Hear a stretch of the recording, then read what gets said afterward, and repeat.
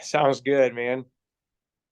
Well, good afternoon, everybody. Rich Winter from 605 Sports, and I'm joined by Sioux Falls Christian boys and girls cross country coach Luke VanderLeest. Coach, you've got a meet under your belt. What is your mood heading into week 2 of the season for you guys? Yeah, it's great to be back. Anytime we're in cross country season, I think my mood is a really good one.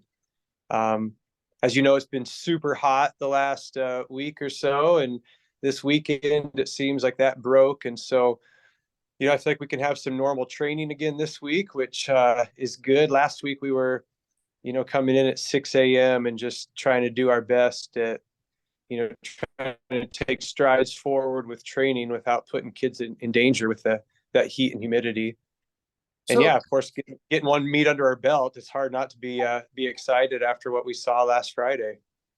so today I'm kind of like picking your brain about like a preview, sort of talking about some of the top athletes and teams. And I wanted to start with the girls because I feel like we are in an unprecedented era of really good running from Class A girls runners. And Isabel Blocher from Sioux Valley has kind of set the standard, winning cross country last year, winning the mile and the 2 mile. Um, how does that effort from her make your girls from Sioux Falls Christian kind of respond to the times that she's laid down? Yeah, that's a good question. Isabel's a great kid, a great competitor. I actually got to know her a little bit this summer because she played on a travel basketball team with my daughter through the Sanford Pentagon team. And yeah, what a great competitor and hardworking young lady she is. Yeah, and when you post the times that she has posted in track, and now already just the season opener on Friday, without a doubt, our girls, yeah, they see that and they want to be there. But from a coaching standpoint, I tell my kids often, there's that old quote that says, "Comparison is the thief of joy," and we can't control what Isabel Blocher or Britt Wheeler, or I mean, you name it, any other talented kid from across the state does. We get to control what we do, and so we're going to just try to be our very best. And when we get to October 21, we'll find out. We'll find out if that's enough. Coach, regarding the team race, your girls finished second, third, fourth, and fifth, I believe, at the Beersford Invitational. I've got you penciled in as the team favorite. Who are some of the other teams that you've kind of got your eye on early in the season? Yeah, it's so hard to know early in the season, right? You can look back at who finished high last year at the state meet. I always look at the state track meet kind of to get a little bit of an indication as well. I think Dakota Valley, they're young, but you look at what they did in the 4x8 last year, the state track meet. They got a couple of youngsters that I think are going to really, come around. I could see them be in the hunt. Um, you know, Custer always finds a way to be good. It doesn't seem like they have the depth that they've had in previous years, but Coach Karam does such a great job out there. I never rule them out. Um, I think Vermilion's got some really talented kids. They didn't run at full strength on Friday, but I would expect them to be in the hunt.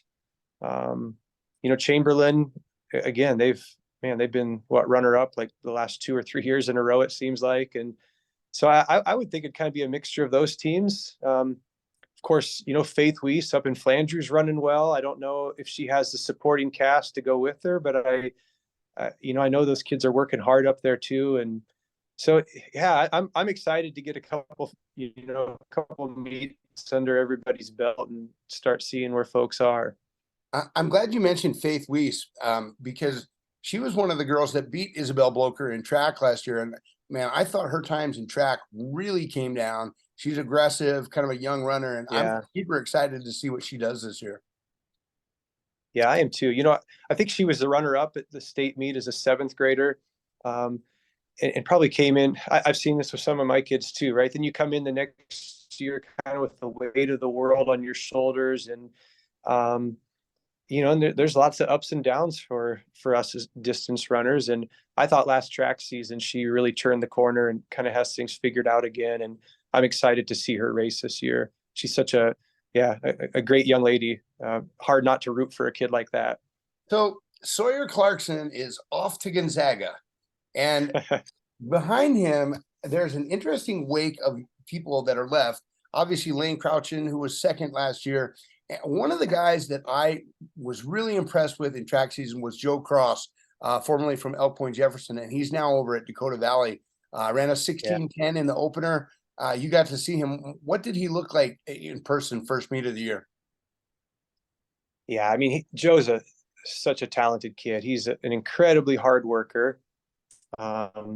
He's strong. He's got a huge aerobic base. Yeah. I talked with him a little bit, and he's been biking a ton this summer.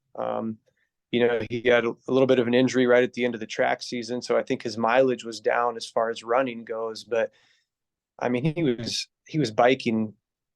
I don't want to make up numbers, but like hundreds of miles per week.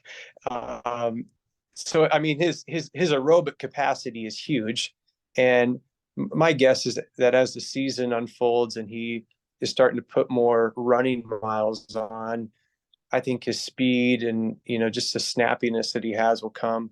He'll be a real contender. I mean, there's no doubt about it. And at EPJ, he pretty much trained alone, and now he's got Jack Brown, and, some other teammates to push him and keep him company. Which, man, that's the joy of cross country, is going on a long run with your teammates and telling stories and laughing and having these inside jokes. And so I'm really happy for him that he has that opportunity now with Jack and the rest of their team there at DV. So you said that you kind of pay attention to the state track meets sometimes for like assertion of teams. And one of the teams that kind of is on the radar for me is Hill City. Hill City was second a year ago, led by Luke Rupert, but I thought they had some good 2-milers, 2-mile relay. I feel like Hill City could be a threat out west this year. Oh, for sure. I had to fill out some preseason poll that came out a week or so ago, and I picked Hill City as the Class A favorite. I know maybe as a coach I'm supposed to root for my own team, but Hill City's got 4 guys that are really good. I think they had 3 guys in the top 10 at the state track meet in the 2-mile, and they placed high in the mile. Have stats right in front of me. I think we're going to see them like in 2 weeks. They're going to come down for the night preview, and so we'll get a race against them over in Park. Of course, that's going to be in October. So I've